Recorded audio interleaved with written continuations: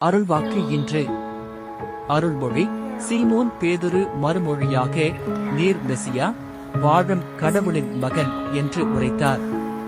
அதற்கு இயேசு, யோனாவின் மகனான சீமோனே, நீ பேறு பெற்றவன்.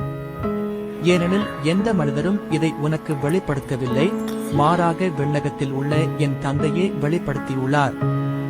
மத்தேயு 16:1-6-17. வார்த்தை வாழ்வாக. இன்றைய நற்செய்தியில் இயேசு தம் சீடர்களை நோக்கி, மானிட மகன் மக்கள் யாரெனச் சொல்கிறார்கள் என்று கேட்பார். சிலர் யோவான் என்றும் சிலர் இறைவாக்கினருள் ஒருவர் என்றும் சொல்வதை பதிவு செய்கின்றனர்.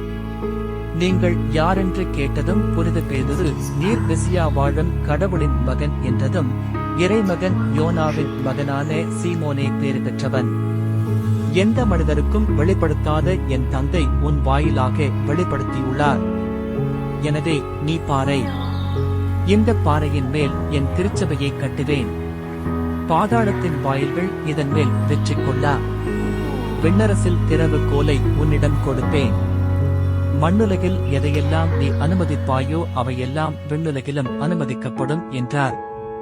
இன்று புனித பேதுரு, புனித பவுல் திருத்துதர்கள் பெருவிழாவை கொண்டாடி மகிழ்கின்றோம்.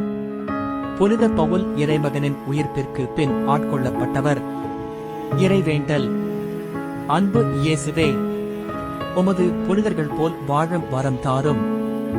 ஆமென்.